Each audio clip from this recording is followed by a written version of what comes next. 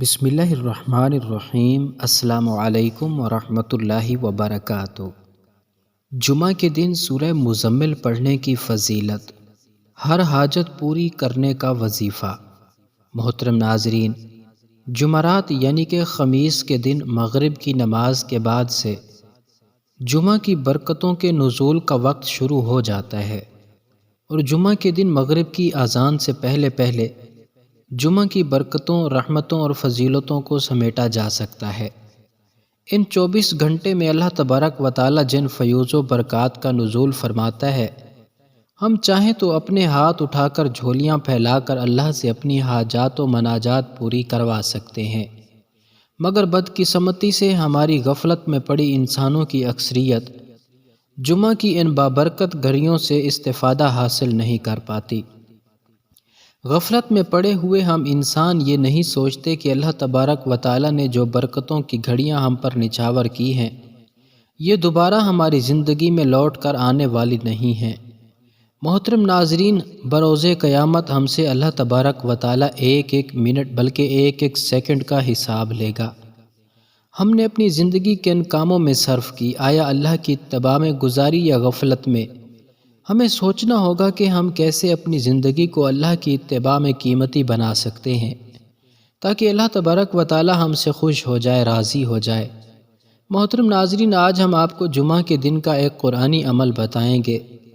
یہ عمل یا وظیفہ سورہ مزمل پر مشتمل ہے۔ اگر آپ جمعۃ المبارک کے دن سورہ مزمل کے اس وظیفے کو عصر کی نماز کے بعد کر لیتے ہیں تو انشاءاللہ عز و جل اس قرآنی عمل کے توسط سے اور جمعۃ المبارک کی برکتوں سے آپ کی تمام حاجتیں پوری ہوں گی۔ جس بھی جائز مقصد کے لیے آپ یہ عمل کریں گے، آپ کو اس مقصد میں ضرور کامیابی حاصل ہوگی۔ کسی بھی حاجت، مقصد یا کسی مصیبت سے چھٹکارے کے لیے آپ یہ عمل کر سکتے ہیں۔ جو بھی مسلمان مرد خواتین سورہ مزمل کا یہ عمل کرنا چاہتے ہوں، وہ بغیر اجازت لیے یہ عمل کر سکتے ہیں۔ اس عمل کو کرنے کے لیے کسی اجازت کی ضرورت نہیں ہے۔ سورہ مزمل جو قرآن پاک کے پارہ نمبر 29 کے اندر موجود ہے، رسول اللہ صلی اللہ علیہ وآلہ وسلم نے فرمایا، جو شخص اس سورت کو پڑھے گا، اللہ تبارک و تعالیٰ اسے دنیا اور آخرت میں اسے خوش رکھیں گے اور اس کے افلاس کو دور کر دیں گے۔ جس مشکل کے لیے پڑھیں گے وہ مشکل آسان ہو جائے گی۔ رسول اللہ صلی اللہ علیہ وآلہ وسلم نے فرمایا، جو شخص اس سورہ مبارک کو مصیبت کی حالت میں پڑھے گا تو اللہ تبارک و تعالیٰ اس سے اس مصیبت کو دور کر دیں گے۔ لہٰذا سورہ مزمل بہت بابرکت اور فضائل والی سورہ مبارکہ ہے۔ یہ سورت مبارکہ کو عاملوں کی بڑی محبوب سورت ہے۔ بے شمار لوگ اس عمل کو کرتے ہیں اور اس کے فیوز و برکات حاصل کرتے ہیں، کیونکہ یہ سورت ہر قسم کے غلبے کے لیے بہت تیزی سے کام کرتی ہے۔ مزید اس سورت مزمل کی فضیلت کے بارے میں آپ کو بتاتے چلیں، اگر کسی کے رزق میں کوئی رکاوٹ آ گئی ہو یا کوئی ایسا مسئلہ درپیش ہو گیا ہو جو بظاہر ناممکن نظر آ رہا ہو، تو اسے چاہیے کہ 40 روز تک تنہائی میں بیٹھ کر 40 مرتبہ روزانہ پڑھے۔ اس کا ہر مسئلہ اللہ کی رحمت سے حل ہو جائے گا۔ اس سورہ مبارکہ کی بہت ساری برکتیں اور فضائل و برکات ہیں۔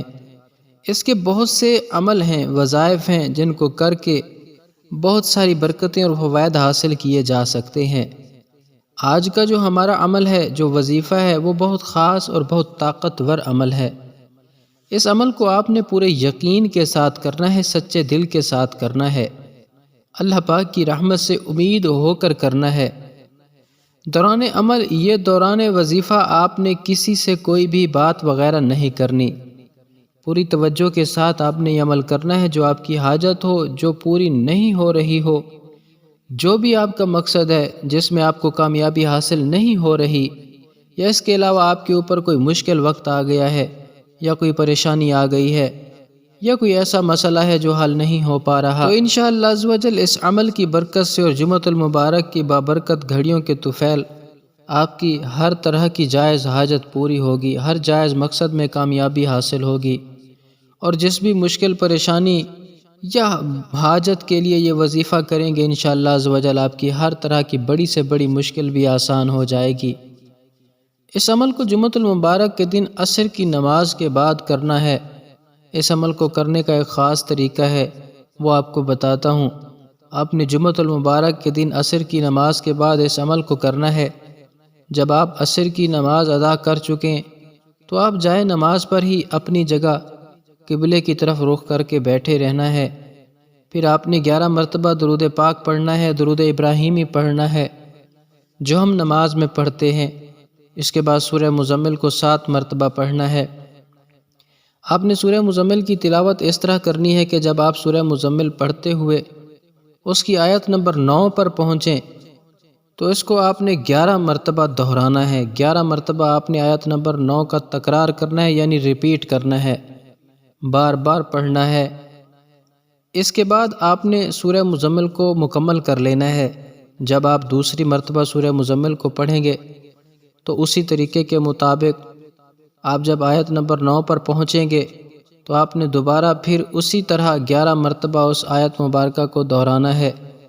جو آپ کا مسئلہ ہو یا حاجت ہو یا پھر پریشانی ہو، اس کو آپ نے اپنے ذہن میں رکھ لیجئے۔